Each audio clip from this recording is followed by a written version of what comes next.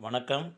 PGTRB Tamil eligibility டெஸ்ட்டுக்கான one words unit 1 துணைப்பாடம் உரைநடையில் அணிகலன்கள். இதை எழுதியவர் எழில் முதல்வன். குறிஞ்சிப்பாட்டின் ஆசிரியர் கபிலர். நான் எல்லாமே ஒன் வேர்ட் ரிலேட்டடாக தான் அந்த கொஸ்டின்ஸ் கொடுக்குறேன்.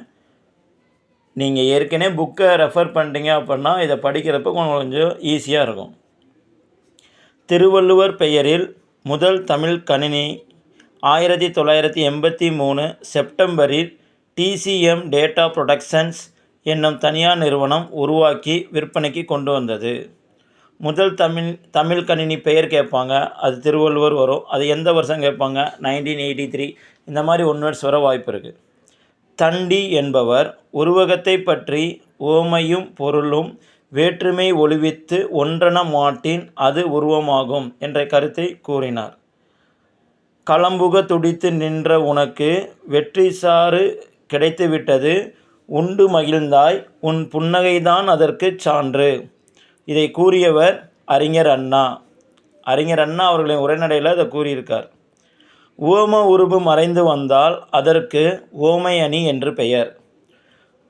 உவமை அணியை உரைநடையில் பயன்படுத்துவதில் இணை ஒப்பு என்கிறோம். இதை வா. ராமசாமி மழையும் புயலும் என்ன நூலில் குறிப்பிட்டுள்ளார். மழையும் புயலும் என்ற நூலை இயற்றியவர் யாருன்னு கேட்பாங்க, வா. ராமசாமி.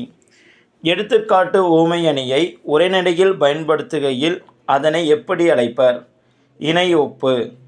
இலக்கணை என்பது உயிரில்லாத பொருட்களை உயிருள்ளன போலவும் உணர்வு உள்ளன போலவும் கற்பனை செய்வதுண்டு. அதாவது இங்கிலீஷில் சொல்கிறோம் அப்படின்னா ஓமை அப்படின்னா சிமிலி, உருவகம் அப்படின்னா மெட்டாஃபர்.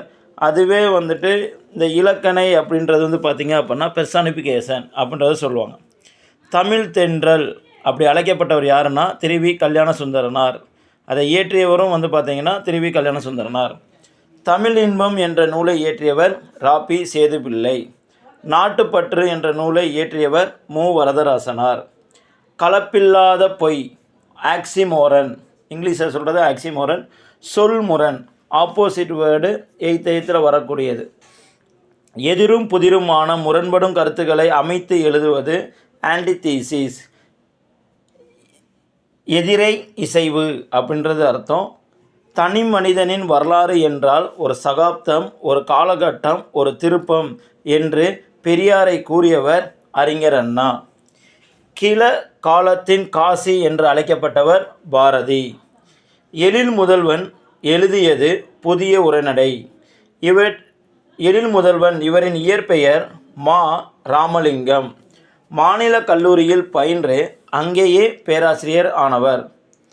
எழில் முதல்வன் புதிய உரைநடை என்னும் நூலுக்காக சாகித்ய அகாதமி விருது பெற்றவர்.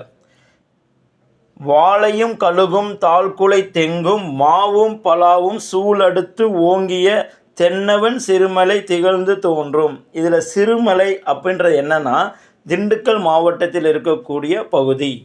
இது எந்த இடத்துலேருந்து இது எடுக்கப்பட்டிருக்கு அப்படின்னா சிலப்பதிகாரம். நன்றி, வணக்கம்.